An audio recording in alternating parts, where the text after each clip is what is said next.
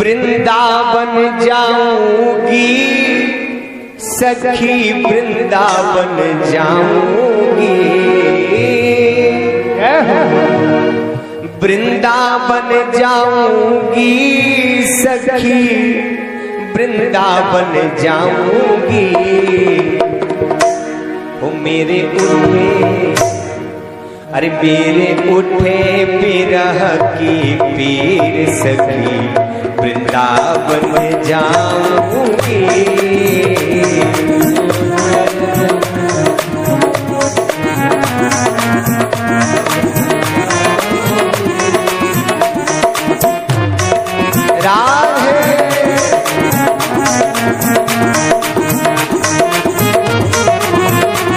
वृंदावन जाऊंगी सखी, वृंदावन जाऊंगी।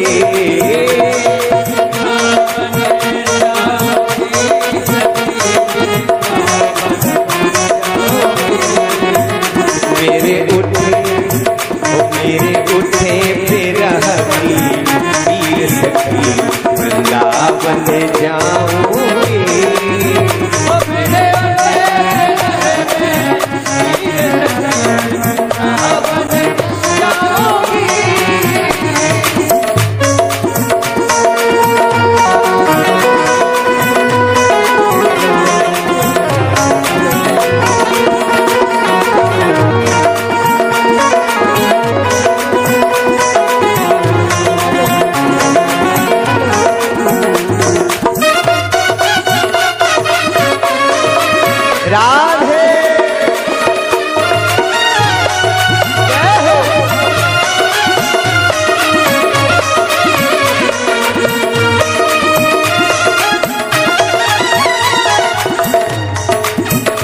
वृंदावन जाऊंगी सखी, ना लौट के आऊंगी। वृंदावन जाऊंगी सखी, ना लौट के आऊंगी। वृंदावन जाऊंगी सखी, ना लौट के आऊंगी। वृंदावन जाऊंगी सखी, ना लौट के आऊंगी। बाजे मुरली, बाजे मुरली, बाजे मुरली यमुना तीर सखी, वृंदावन जाऊंगी। बाजे मुरली यमुना तीर सखी, वृंदावन जाऊंगी। श्री राधे।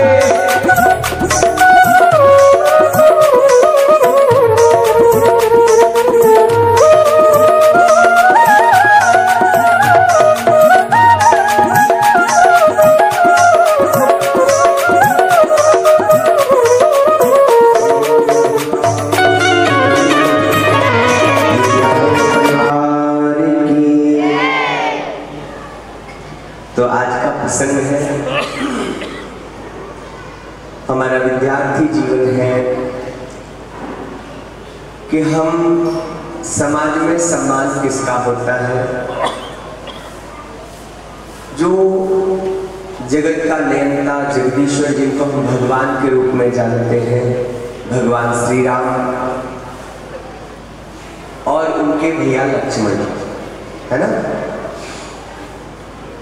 तो आपने देखा है कि जो भगवान श्री राम है बड़े ही मर्यादा गंभीर हैं, और जो लक्ष्मण भैया हैं इनको क्रोध खूब आता है ना। ये क्रोधी है, लेकिन इसमें जो महत्वपूर्ण बात है वो ये है महाराज कि जो क्रोध है उसमें भी बोध है। कई बार जब हमें क्रोध आता है तो हमारा बोध खत्म हो जाता है। बोध मतलब ज्ञान।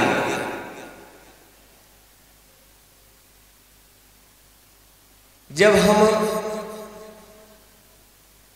किसी बात को लेकर के अत्यंत उत्सुक हो या फिर क्रोधी हो, इन दोनों जगह पर ज्ञान खत्म हो जाता है। लेकिन लक्ष्मण जी क्रोध में भी बोध है, इनके क्रोध से कभी किसी का अहित नहीं हुआ, है ना। तो लक्ष्मण दंड है, वो दंड नहीं है। दंड कौन है? जो अपने ऊपर किसी को स्वीकार कर ले, वो दंड है। और जो किसी को नहीं माने, बहुत से कहते हैं ना कि मैं जब गुस्से में आता हूं, अपनी पे आता हूं, तो अपने बाप की भी नहीं सुनता, वो लोग उद्दंड होते हैं। और उद्दंडों का कहीं सम्मान नहीं होता, ना घर में, ना परिवार में, ना समाज में। तो हमें दंड बनना है। जैसे उदाहरण के रूप में देखें, कहीं आप लठ गाड़ दो ले जाके, कोई प्रणाम करेगा क्या? नहीं करेगा ना।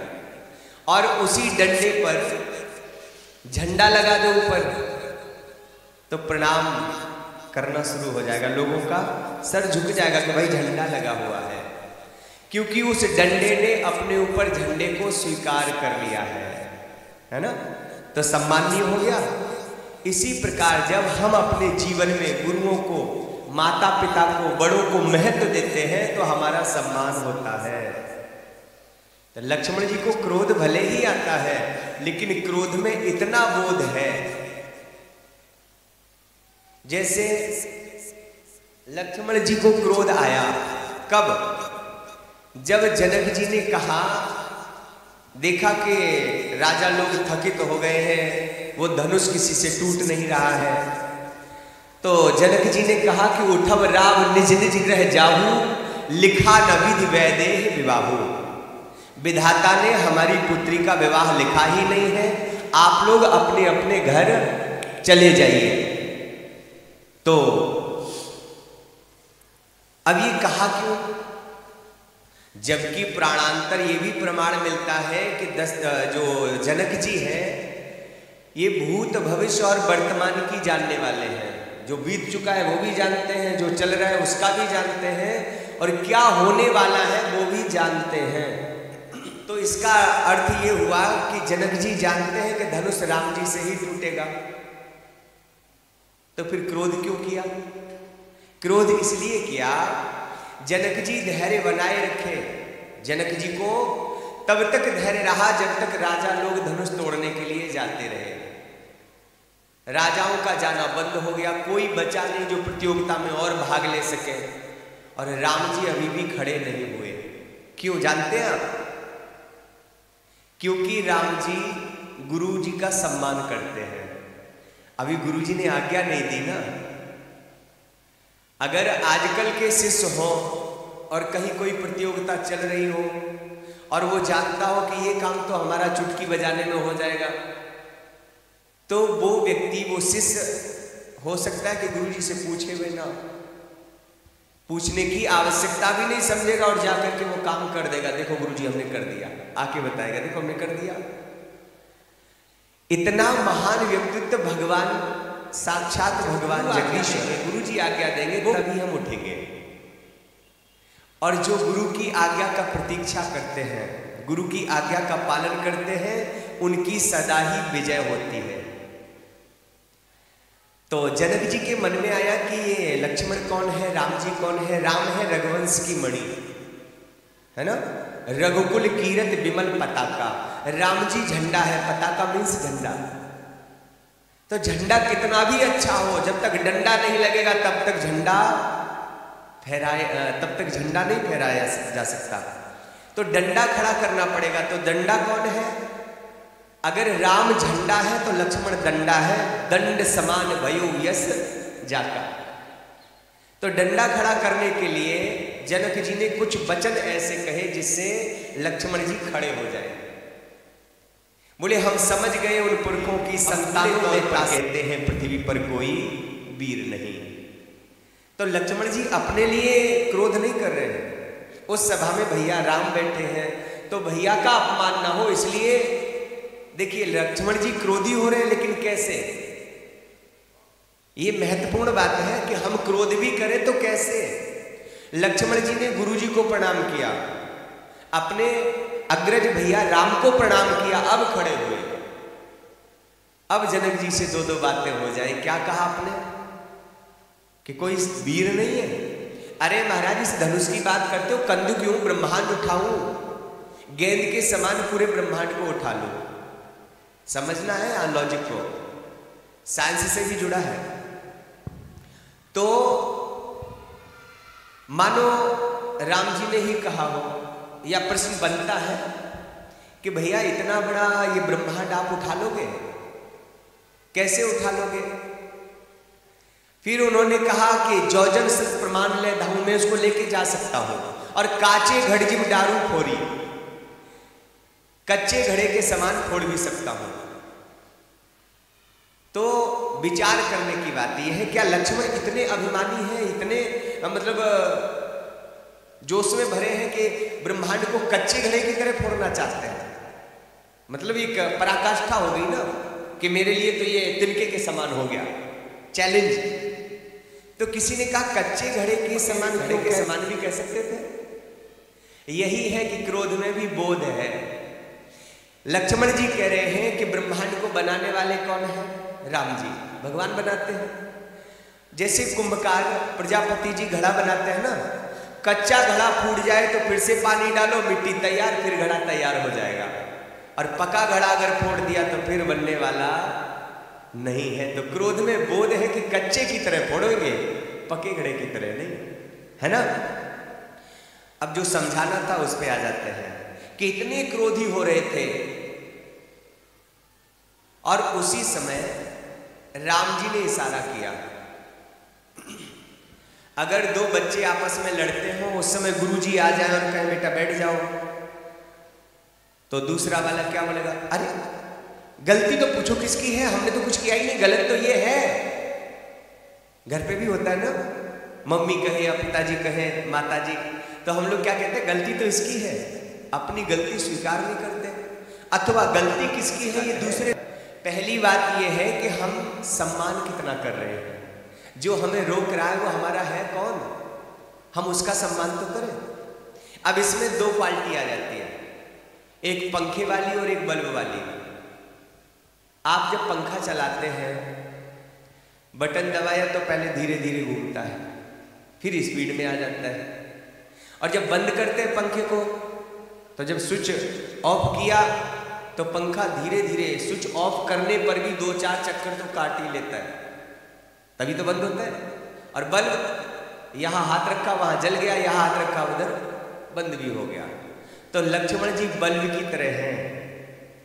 इशारा किया, इतने क्रोधी थे, एक बार भी ये नहीं कहा कि जनक जी गलत है या इनको क्यों नहीं रोक रहे हो।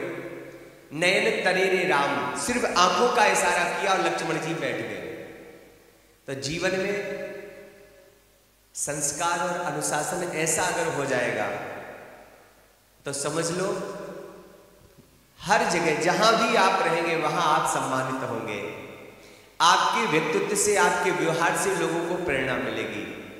और अगर आप दंड बने तो सम्मान मिलेगा, वो दंड बने तो कोई सम्मान मिलने वाला। अब आगे बढ़ते हैं कि लक्ष्मण जी तो बैठ गए, राम जी अभी भी खड़े नहीं हुए। क्यों? क्योंकि गुरु जी का आदेश अभी तक नहीं मिला है। जब हम विद्यालय में हो या किसी के सानिध्य में हो या माँ बाप के सानिध्य में जब तक हमारा जीवन रहता है, तो हम उन पर इतना भरोसा करें, इतना भरोसा करें कि हमारे अच्छे और बुरे के लिए वो स्वयं सोचते हैं। और जब हमारा भरोसा रहता है तो सामने वाला सोचने पर मजबूर हो जाता है। भरोसा भी ऐसा होना चाहिए कि हमारे साथ धोखा करने वाला भी एक बार पछताए, उसको भी गिलानी हो जाए कि हमने किसके साथ धोखा किया है। इतना विश्वास हो जाना चाहिए। राम जी अभी भी शांत बैठे हैं। विश्वामित्र समय शुभ जानी। अब गुरु जी ने देखा कि समय आ गया है। विश्वामित्र समय शुभ जानी, बोले अति स्नेहमय वाणी, उठव राम भंजव शिव चापा। उठो और धनुष का खंडन कर दो। तो जब गुरु जी की आज्ञा मिल गई है, राम जी कह रहे धनुष तो टूट चुका है, तभी जब गुरु जी ने आदेश किया है, हमें तो बस प्रतिक्रिया करनी है, हमें वहां तक जाना है, धनुष तो टूट चुका है। कुछ ना बिगड़ेगा तेरा गुरु शरण में आने के बाद, हर खुशी मिल जाएगी चरणों में झुक जाने के बाद जो गुरुओं के आदेश पर चलते हैं, शिक्षा में ठीक से ध्यान देते हैं, उनके लिए कोई भी मंजिल ऐसा नहीं जो ना पहुंच सके। हर मंजिल आसान हो जाती है। जब हम अपनी पढ़ाई में ईमानदारी से नहीं पढ़ाई करते हैं तो फिर नौकरी के लिए भटकना पड़ता है, डिग्री के लिए भटकना पड़ता है। अगर हम पढ़ाई के प्रति दीवानगी हो जाए, जाके जहीं पर सत्य सनेहू सो तह मिले न कछु संदेहू। मार्क्स अच्छे आते हैं, नंबर अच्छे आते हैं तो प्रदेश की सरकारें ढूंढती हैं कि भाई वो बच्चा कहाँ है। होता है आपके तो बस नंबर पहुंच जाने चाहिए, वहां के प्रदेश लेवल पर वो बच्चा आया है तो सरकारें ढूंढती हैं। और जब हम पढ़ाई के साथ में खिलवाड़ करते हैं तो फिर हम नौकरी ढूंढते हैं, कामयाबी ढूंढते हैं, जो मिलती नहीं है। और गुरु का सच्चा सम्मान क्या है जानते हैं आप? इसका अर्थ ये नहीं कह रहे कि गुरु जी की आप सेवा करते रहो। सच्ची सेवा और सच्चा सम्मान ये है कि गुरु जो शिक्षा दे रहे हैं उस पर आपका ध्यान होना चाहिए। उस शिक्षा के लिए आपके अंदर दीवानगी होनी चाहिए। और दीवानगी क्या होती है जानते हैं आप? सोते जागते जब आपको पुस्तकें नजर आने लगे, स्वप्न में भी आपकी पढ़ाई चलने लगे, तब समझ जाना कि आपकी मंजिल आपसे दूर नहीं है। मन में कई सारे विचार चलते, ठीक है?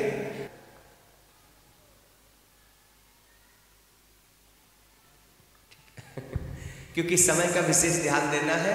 कल भी बताया था कि आपको पढ़ाई से हटाना नहीं है और मजबूती से उस तरफ आपको प्रेरित करना है।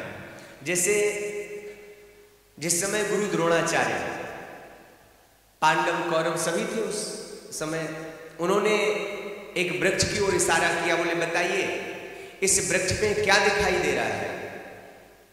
दुर्योधन को बुलाया, बोले क्या दिखाई दे रहा है? बोले वृक्ष दिखाई दे रहा है और डालियां दिख रही हैं और बोले चिड़िया दिखाई दे रही है। हट जाइए साइड में। जितने बच्चों ने और विद्यार्थियों से पूछा उन्हें क्या दिखाई, शिष्यों को गुरुजी ने साइड में कर दिया। अर्जुन को बुलाया, बोले क्या दिखाई दे रहा है? बोले चिड़िया की आंख दिखाई दे रही है। और क्या दिख रहा है? बोले अब चिड़िया भी नहीं दिख रही, अब सिर्फ आंख दिख रही है।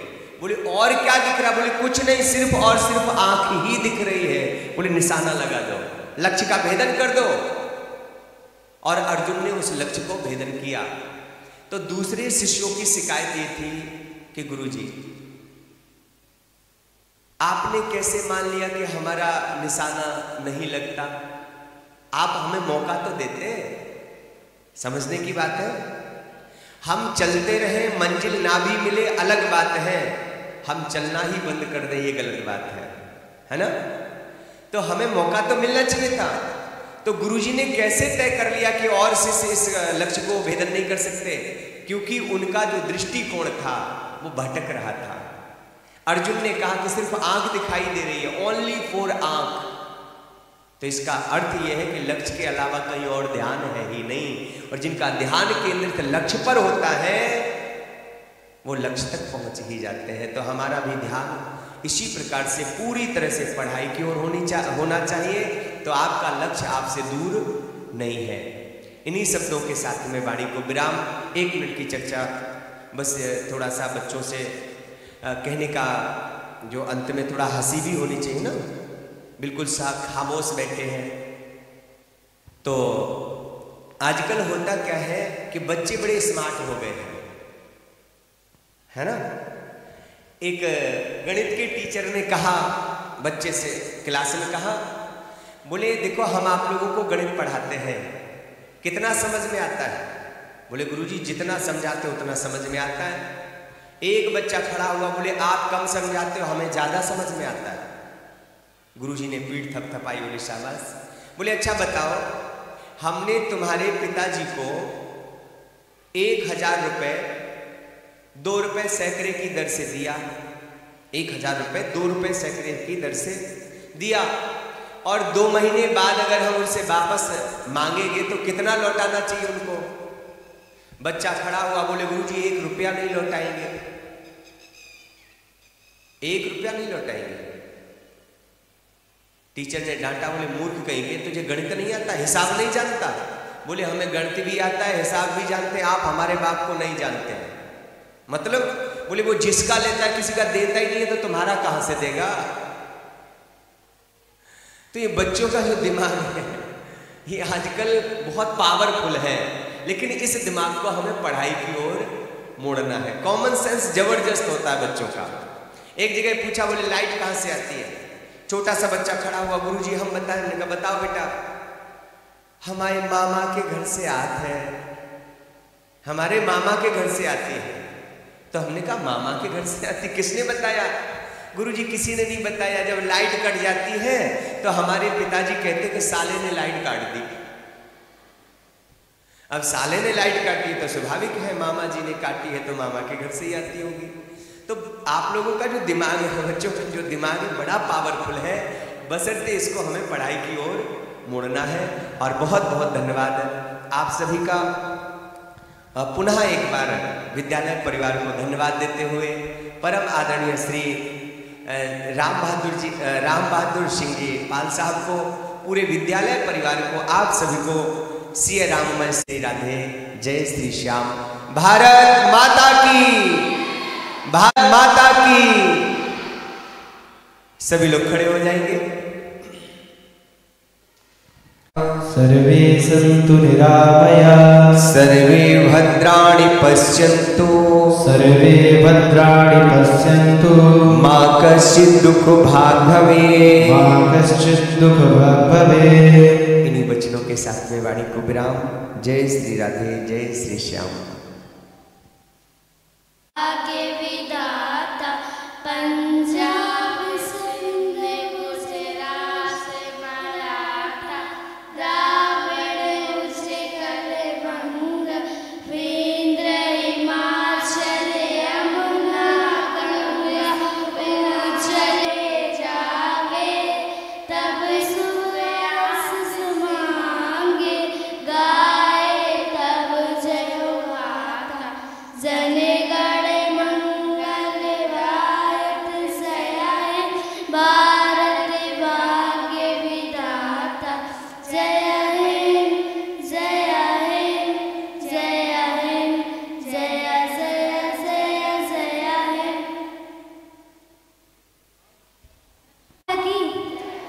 वंदे वंदे धर्म की अधर्म